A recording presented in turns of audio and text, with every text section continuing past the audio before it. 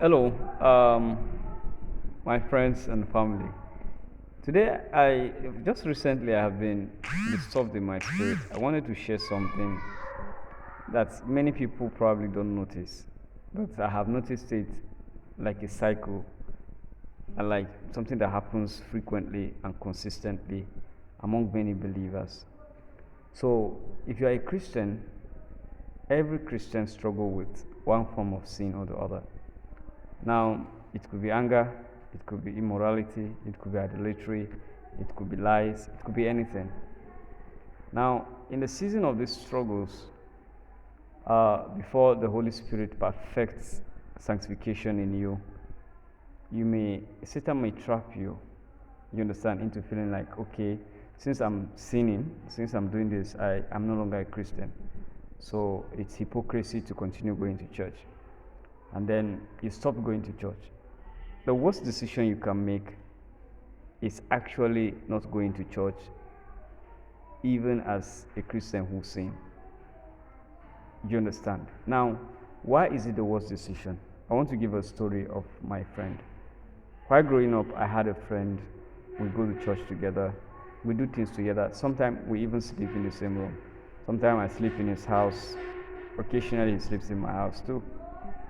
So suddenly, the guy stopped going to church, stopped being my friend, and started associating with people who are unbelievers. So after some times, the new friends that he got outside the church now began to initiate him into some activities that are bad, such as stealing, going to people's farms to see sugarcane, steal stuff, and so on and so forth.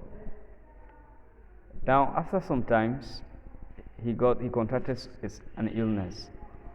Half part of his body was swollen, then the other half was okay, and he eats any number of food you give him, no matter the amount of food you give him, he finishes it and he'll still tell you that he's hungry. So when I met him, I was a young person then, and I was also a young believer, so I didn't really know what to do.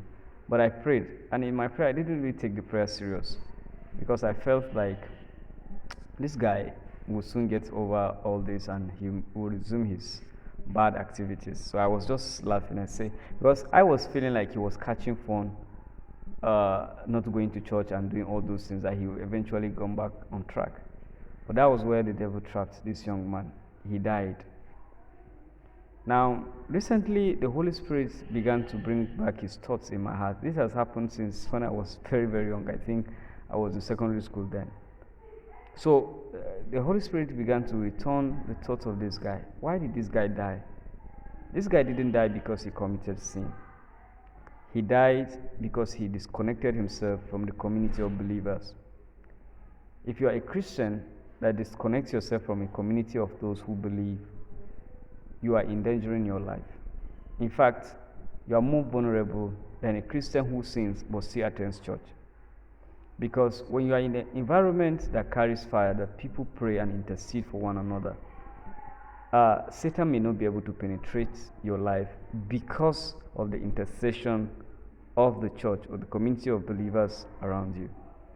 So if you are a Christian, no matter what you have done, no matter what you are doing, as long as you don't find joy in doing it, no matter what sin you are committing, as long as you don't find joy in doing it, return back to God and to the community of believers. It will shield you against satanic attack. Thank you and God bless you.